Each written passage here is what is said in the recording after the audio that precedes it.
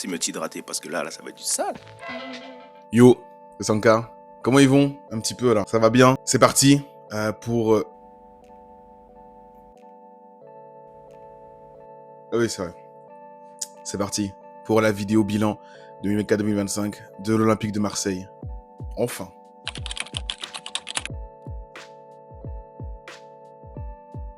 Bon, vous l'attendiez. Il l'attendait, évidemment. Donc nous sommes partis pour cette vidéo récap, évidemment, de l'Olympique de Marseille. On va parler de beaucoup de choses. On va essayer d'évoquer toutes les choses qui se sont passées cette année à l'Olympique de Marseille. On va essayer de parler de toutes ces choses-là. Cette saison Olympique de Marseille nous a révélé quand même pas mal de surprises. C'était vraiment les montagnes russes. Pour moi, il y a eu beaucoup plus de positifs que de négatifs. Pour moi, il y a eu beaucoup de choses sur lesquelles on va pouvoir se baser pour avancer. Il y a eu aussi beaucoup de choses, évidemment, négatives, mais ça, on va aussi en parler. Toutes ces choses-là, évidemment, seront à prendre en compte et on va essayer d'être le plus clair possible. Parce que l'Olympique de Marseille, c'est quand même le club de notre vie. J'estime que si vous me suivez, c'est aussi pour ces choses-là, parce que j'en parle quand même beaucoup. Et on va pas non plus être trop gentil. L'année dernière, j'ai fait 3 vidéos, justement. Mais là, on va essayer d'être un peu plus concis. On va faire une longue vidéo. Je sais pas combien de temps elle va durer. Mais on va essayer de faire vraiment une vidéo concrète le plus possible. Et on verra par la suite si jamais on fait un petit truc en plus par rapport à tout ça. On s'est laissé d'ailleurs l'année dernière avec pas mal de choses positives sur lesquelles se baser. On va essayer de voir d'où on a commencé. Et on va essayer de voir surtout par quoi on est passé pour arriver jusque là où on est actuellement. Alors tout commence plutôt bien, mine de rien. On a des matchs assez sympas, on a des choses assez intéressantes. On a le fameux match avec le poteau en plein milieu contre Nîmes, je crois. Un truc comme ça, c'est plutôt intéressant. Mais malheureusement, tout va vite s'éteindre. Pourquoi? Parce que on est l'Olympique de Marseille. Le départ d'Aubameyang, qu'on aurait voulu garder, que j'aurais personnellement voulu garder. On a des petites broutilles en interne avec Mbemba qui veut pas forcément partir. Je parlais trop, mais le plus important, justice de Dieu. Avec Vertou qui veut pas forcément partir, toutes ces choses-là qui nous mettent un peu de plomb dans l'aile, comme on dit, pour nos problèmes. Et surtout, on a le problème principal qui fait que même si on a pris un grand entraîneur, même si on a pris des bons joueurs, etc., on est l'Olympique de Marseille et on sait pas à quelle sauce on va être mangé. On a, dès le début, le côté de Zerbi qui nous manque. Pourquoi? Parce que on a envie forcément que dès le début ça puisse fonctionner. On fait confiance à cet entraîneur-là et on se dit, bah voilà, s'il arrive, c'est qu'il y a une raison, et s'il vient, c'est que il croit en nous forcément. Ma quando io vi ho chiamato quest'estate, ho scritto solo una cosa. Voglio il cuore e il cervello, mi dovete dare il cuore e il cervello. Et donc, on est dès le début assez assidu par rapport à ça parce qu'on se dit que il faut que ça prenne dès le début. Et on peine à voir le côté de Zerbi. Le 4-2-3-1 est très bien fait. On a un très bon début de saison. Par contre, ça faut être honnête. On a le côté de Greenwood. Harit d'ailleurs, on dit qu'il joue encore à ce moment-là. Toujours de l'excitation voilà, en début de saison, surtout quand on commence à travailler avec un nouveau coach, un nouveau staff. Il y avait toujours cette petite excitation qui faisait que tout le monde était impatient de commencer. Qui fonctionne très bien avec un premier match incroyable d'ailleurs contre Brest, il me semble. On a des joueurs sur qui on semble pouvoir se fier parce qu'on a Wai qui dès le début marque son penalty, on a Greenwood comme j'ai dit qui est très très bon, et on a Luis Enrique donc avec ce comme j'ai dit voilà ce 4-2-3-1 où on sent des choses intéressantes. Malheureusement tout ça s'effrite très vite. Pourquoi? Parce que on est l'Olympique de Marseille et parce que on a dès le début des zones d'ombre dans les gros matchs notamment. On fait 4-5 matchs sans défaite. Et après on a la grosse bévue contre Strasbourg. Et on a du coup tous ces problèmes-là dès le début qui font que ça nous pèse un peu dessus parce que on n'arrive pas vraiment à se jauger dans les gros matchs. Et notamment ce match-là parce que très vite après on a le match contre Paris. Et le match contre Paris, bah on joue pas en fait. C'est un non-match alors qu'on était dans une forme olympique, on va dire ça comme ça. Et même si on a le bon match contre Lyon, mais bon c'est Lyon, hein, voilà. Même si on a le bon match contre Lyon justement, on a des zones d'ombre encore dans ces gros matchs. Et même notamment dans les matchs à notre portée, hein, parce que le 3-1 contre Auxerre perdu, du coup, ça nous fait mal aussi, parce qu'on pensait faire un petit peu mieux. Et c'est là où aussi on va devoir se faire un petit peu violence, comme on dit, parce que bah, dès le début ça fonctionne bien, mais le match contre Auxerre va quasiment tout changer. Il faut être honnête, le match contre Auxerre nous a quand même bien déçus, parce que justement on s'est rendu compte que on ne pouvait pas continuer à jouer comme ça, on ne pouvait pas continuer d'être aussi attentiste. On avait des longues phases de possession, on avait des longues phases de domination, mais on ne créait pas forcément plus de jeu qu'on aurait voulu le faire. Et ça nous a d'ailleurs notamment desservi parce que derrière ça, dès que De Zerbi a senti qu'il lui manquait quelque chose, il a tout changé. On a commencé à avoir des sorties dans la presse où notamment les joueurs du coup étaient partis dans un camp d'entraînement à 5h du matin, très très tôt, pour pouvoir se recentrer sur eux-mêmes. Et ça a été plus ou moins intéressant parce qu'après ça, on fait quasiment 6-7 matchs sans défaite, avec notamment 6 victoires, il me semble. Sans parler du coup de la défaite, par contre, la défaite au tir au but contre Lille en Coupe de France. Mais c'est ce qui va être intéressant pour nous, c'est que on s'est rendu compte que De Zerbi n'était du coup pas un coach comme les autres. C'était vraiment un coach qui avait envie de montrer qu'il pouvait générer du changement dans cette équipe-là.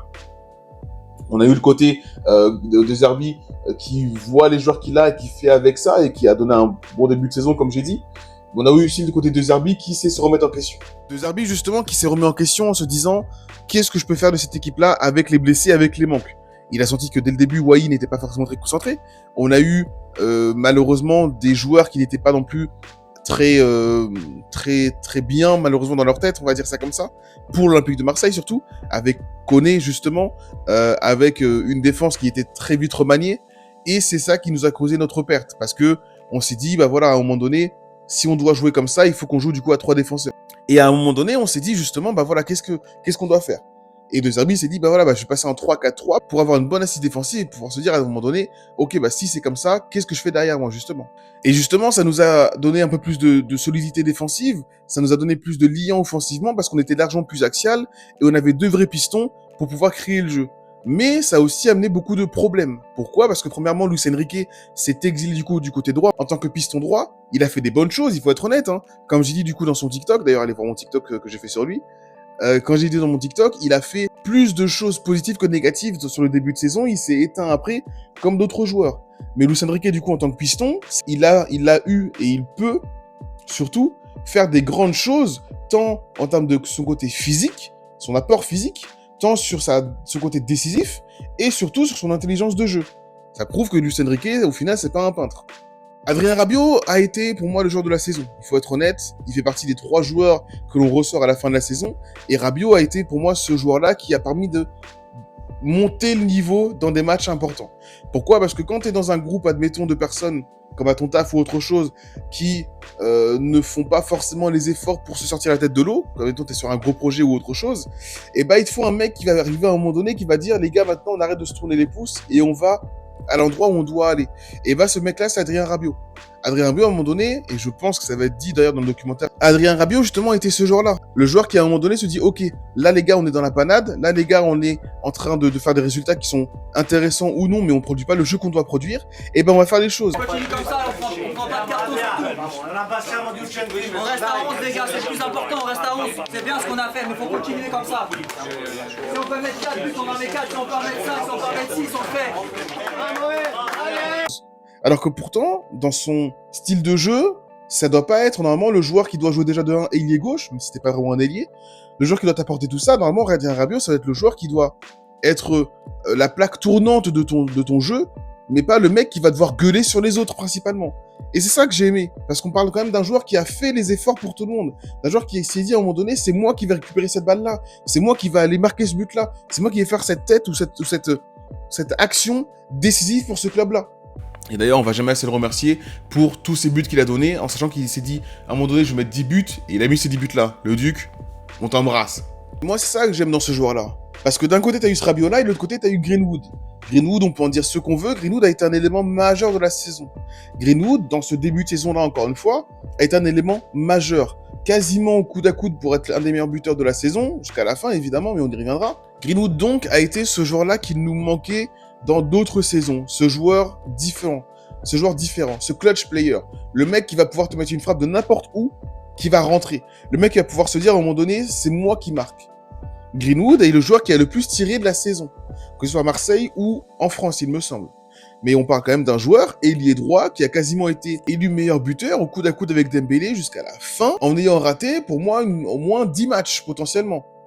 Et quand je dis raté, c'est vraiment, on a un Greenwood qu'on n'a pas envie de voir. En fait, j'ai juste voulu voir... Non, tu dégages! Sinon, je t'en colle une! Jamais vu un mec comme toi! T'es une merde! D'ailleurs, c'est pas pour rien qu'il a été sur le banc pendant quelques matchs. Bref. Mais c'est quand même ce joueur-là qui nous a fait rayonner. Mais c'est quand même grâce à ce joueur-là qu'on en est là actuellement. Pourquoi? Parce que Greenwood et d'autres joueurs aussi ont fait rayonner Marseille cette année. Pour continuer un petit peu dans la saison, on passe à la période noire de l'Olympique de Marseille. Et puis ce matin, je me lève. Les gens, ça va néné, ça va néné. Ça va pas. Arrêtez les lendemains de match de me demander si ça va. Cassez pas les couilles là. Disons que jusqu'à décembre, un petit peu du mois de janvier, on a eu des très très bonnes choses encore qui ont continué. On a fait des très bons matchs, on a passé d'ailleurs tout le mois de décembre invaincu, et ça c'est positif. Janvier arrive, et là c'est plus compliqué. On a malheureusement quelques petits problèmes, surtout dans la capacité à vouloir garder notre jeu intact comme on le fait, parce que des équipes commencent à voir et à comprendre comment on joue, et malheureusement ça se répercute sur quoi? Sur nos matchs. Parce que forcément, des équipes commencent plus à nous lire, donc on fait des contre-performances. On a d'ailleurs le match contre Nice et encore une fois le match contre Auxerre. D'ailleurs, Auxerre qui nous a battus aller et retour, bref. On a ces deux matchs-là qui nous plombent évidemment un petit peu. Entre-temps, on fait une série de 3 matchs et 3 victoires qui sont intéressants. Mais ces matchs-là restent en travers de la gorge. Parce que ces matchs-là, on doit jamais faire des performances comme on a fait. Mais mine de rien, à un moment donné, tu me dis que tu perds contre Auxerre aller et retour, c'est très très chiant. Surtout quand on est Marseille avec l'exposition que l'on a dans le monde et surtout en France. Et ça, c'est pas normal. Et s'ensuit quoi? S'ensuit, sur le mois de mars, justement, 3 matchs, 3 défaites d'affilée. Et des défaites qui vraiment auraient pu nous coûter très très cher. Comment tu peux perdre contre Lens comme ça? Comment tu peux perdre contre Lens dans un match que tu domines de la tête et des épaules? Tu domines un match comme ça et tu le perds juste parce que tu n'as pas su mettre le but que tu devais mettre. Alors que, à un moment donné, tu te dis, voilà, tu sors d'un match très très abouti contre Nantes, et tu te dis, à un moment donné, voilà, on va gagner de l'expérience grâce à ce match-là. Tu ne fais rien de ce match-là, malheureusement. Parce que derrière, tu enchaînes 3 défaites. Contre Lens, justement, contre Paris, encore une fois, c'est Paris, mais bon, voilà. Et après, contre Reims. Et d'ailleurs, contre Reims, tu fais vraiment une contre-performance. Tu perds 3-1 contre Reims. Grâce à Dieu, justement, on ne joue pas plus contre eux. Sauf peut-être en coupe, on verra bien. Mais tu fais vraiment une grosse contre-performance. C'est pas normal de faire ça contre Reims, justement. Derrière, on se reprend contre Toulouse. Évidemment, c'est nos petits, c'est Toulouse. Forcément, ça ne change pas. Et après, 3-0. 3-0 contre Monaco. 3-0 dans un match où on aurait pu gagner 2-0, je me rappelle très bien. Mais tu perds 3-0. Avec Luis Enrique qui manque la main câble. Qui m'a d'ailleurs coûté un portable, mais ça on va pas en parler. Mais tu perds 3-0. Et comment tu fais à partir de là? Comment tu fais? Tu te dis quoi? Est-ce que je vais me reprendre? Je vais me changer les idées et je vais refaire autre chose? Ou est-ce que tu sombres? Et De Zerbi a décidé de se reprendre. Le ritiro, comme il l'appelle. On est parti en Italie, se recentrer sur nous-mêmes, et on a fait en sorte de choisir un destin plus brillant pour l'Olympique de Marseille. Et on l'a fait justement. Parce qu'à un moment donné, on s'est dit, on ne peut pas laisser le club comme ça. Et grâce à cet entraîneur-là, on l'a fait justement. Parce que derrière, on est invaincu. Derrière, on tape Montpellier, on tape Brest, des équipes à notre portée, vous me direz. Mais on a quand même perdu contre Lens, je vous rappelle, qui était une équipe à notre portée. Derrière, on tape Lille. On fait match nul. Mais pour moi, c'est gagné parce que honnêtement, le match, on doit le gagner 100 fois. Et le but qu'on se prend d'ailleurs sur une erreur de Rouli que je ne lui en veux pas, on doit jamais le prendre. Bref. Derrière, surtout, tu tapes Le Havre et enfin, tu tapes Rennes à la fin. C'est des matchs que l'on doit gagner. Parce que quand on perd 3-0 contre Monaco, ils sont devant nous au classement. Et le reste appartient à l'histoire. Voilà pour la saison justement de l'Olympique de Marseille. Voilà pour les grandes étapes de l'Olympique de Marseille. Pour aller plus en profondeur sur les joueurs, je vous laisse aller sur mon TikTok. J'ai fait un TikTok sur chaque joueur. Comme ça, moi, ce sera plus intéressant pour vous. Mais voilà où on s'est laissé le soir, du coup, de la victoire contre Rennes en tant que deuxième, en tant qu'équipe qui va jouer la Ligue des Champions. À nous de faire le reste par rapport à ça. Pour aller plus loin maintenant, on va quand même parler évidemment de ce qui nous intéresse, le mercato. Où en sommes-nous actuellement? En termes de transfert, actuellement, c'est plutôt calme, il faut être honnête. On a eu que quelques départs et pas beaucoup d'arrivées, honnêtement. D'abord, en termes de départ, on a eu la confirmation du départ de Dedić. Il est parti définitivement à Benfica après avoir été racheté, de ce que j'ai compris, par Salzbourg. On a aussi la confirmation du départ de Paolo Lopez. Enfin, merci. Merci pour tout, merci pour rien. Lopez qui part je ne sais pas où, ça ne m'intéresse pas. Il a fait ce qu'il avait à faire à Marseille. Maintenant, on n'en parle plus. On a eu surtout le départ de Luis Enrique. J'en connais un qui n'a pas été content. Mais c'était important, mine de rien, de partir sur d'autres choses. Il a fait ce qu'il a fait, il a fait ce qu'il a pu à Marseille. Et maintenant, voilà, il est content. Il part à l'Inter quasiment dans le pic de sa forme actuellement. Mais il part dans un club qui, j'espère, va le faire progresser au niveau qu'il mérite d'avoir. On a eu surtout aussi, ça c'est intéressant, enfin le départ de Chancel Mbemba. C'est bon, on passe à autre chose. Mbemba n'est plus un joueur de Marseille, on lui doit plus rien, il a fait ce qu'il a fait aussi. merci pour tout pour Mbemba, et une petite pièce dessus, mais pour la fin, merci pour rien. Gigot est officiellement un joueur de la Lazio. Ils l'ont aussi acheté pour 500 000 € de ce que je vois. Merci, au revoir, Gigot, on va pas non plus s'éterniser là-dessus, au revoir. Mais surtout, et ça c'est intéressant, et ça m'intéresse beaucoup, parce que j'aurais aimé le garder, Luis Felipe, parti aussi. J'aurais aimé le garder, Luis Felipe, parce qu'il a fait une fin de saison plutôt correcte, mais je pense que voilà, physiquement, etc., il a besoin d'être dans un club qui va le faire jouer tout le temps, et nous, c'est pas vraiment, je pense, malheureusement, le choix de carrière qu'on lui aurait offert. Côté arrivée, comme je dis, c'est assez faible, mais c'est intéressant. D'abord, l'arrivée de Facundo Medina. Ça me fait très plaisir quand même qu'on prenne Medina. C'est un joueur qui, je pense, va rayonner à Marseille. C'est le joueur qu'il nous fallait, c'est le style de joueur qu'il nous fallait, et c'est surtout un joueur qui va nous apporter le petit côté agressif qu'on avait déjà avec Balardi, mais qui des fois était un peu trop négatif. Alors que Medina, j'ai l'impression qu'il contrôle mieux ses émotions, et comme il a dit dans son interview... On parle de ta célébration. Et après sur le terrain, oui, je suis un fils de pute. Ça, c'est c'est un défaut aussi. Ensuite, ça me fait plaisir aussi. On a du coup l'officialisation des levées d'options d'achat de Jonathan Rowe et de Neil Maupay. Maupay et d'ailleurs de Pierre-Emile Aubière, il me semble aussi. Maupay, c'est bien, malgré tout, j'espère pas forcément le garder, mais s'il reste dans la rotation et s'il accepte cela, ça peut être intéressant. On a aussi Johnny Rowe, c'est très très bien. J'espère, pitié, que ce soit un titulaire l'année prochaine, c'est tout ce que je demande. Mais on verra bien ce que l'avenir nous réserve. Et enfin, on a la venue de deux petits nouveaux. D'abord, CJ Egan-Riley. Je suis très content parce qu'il a un blast de fou. Je le connais pas, je vais être honnête, mais j'espère vraiment qu'il va nous apporter et ce dont on avait besoin en termes de milieu défensif ou défenseur-relanceur. J'aime beaucoup et on va voir ce que ça va donner. Et surtout, Angel Gomez. J'ai toujours été fan de ce joueur-là depuis qu'il est à Lille, et même malgré les blessures, j'ai continué de me dire ça peut être un joueur qui peut être intéressant pour nous. On verra bien ce que ça donne. J'attends beaucoup plus d'arrivées, évidemment, mais des arrivées qualitatives. Donc je suis pas contre le fait qu'on prenne du temps pour avoir des arrivées, mais j'espère vraiment des arrivées qui vont nous faire passer un step. Là d'ailleurs, on est sur Timothy Weah. À l'heure où j'enregistre, c'est pas encore officiel. On est aussi sur Igor Paixão. J'ai un profond amour pour ce joueur que j'ai découvert, bref, il y a 2 ans, quand il était encore ce petit jeune... pas forcément trop ça, et j'espère vraiment que ça va devenir le très grand joueur qu'il mérite d'être, parce que j'ai toujours aimé ce joueur. Mais j'aime beaucoup ce joueur-là, et j'espère vraiment qu'on va pouvoir faire quelque chose de très intéressant avec lui. Voilà pour tout, voilà pour nous, voilà pour tout cela, évidemment, c'était important de le redire. Pour finir, et pour faire voilà cette fin de saison, comme vous avez pu voir, j'ai pas voulu me plaire trop dans les détails, comme l'année dernière ou autre chose, j'ai vraiment voulu rester plus en surface, parce que j'ai envie de faire ça un peu plus différemment, je teste des choses, et on verra bien ce que ça donne. Pour finir, j'ai de grands espoirs pour la saison qui va arriver. J'espère vraiment qu'on va faire des grandes choses. On a l'équipe pour, on nous manque 2-3 choses, mais on peut vraiment faire des très grandes choses, et surtout on a la volonté et le coach pour.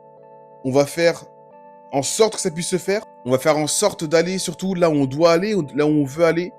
Ça ne tient qu'à nous, ça ne tient qu'à l'Olympique de Marseille, et j'espère vraiment qu'on va pouvoir enfin être heureux et fiers de cette équipe-là, du début à la fin. On aura des zones d'ombre, on aura des zones de trous, on aura des moments plus compliqués, mais il faudra qu'on reste ensemble, qu'on reste fort, qu'on reste solidaire, parce que c'est Marseille, et parce qu'à un moment donné, on peut faire en sorte d'aller là où on veut, si on a la bonne volonté, la bonne entente et les bons joueurs pour aller là où on veut. Un message personnel à Monsieur Benny Benassia, merci à toi d'être venu à Marseille, merci à toi d'être l'homme que tu es, continue comme ça. Pablo, Monsieur Longoria, que de l'amour pour toi évidemment, et toutes les personnes qui sont dans l'ombre un peu à l'Olympique de Marseille, on met jamais assez en valeur ces personnes-là, alors que c'est grâce à ces personnes-là qu'on est là où on est actuellement. Merci à vous, merci pour tout, merci à l'OM, allez l'OM. C'était Sanka, oh, ciao.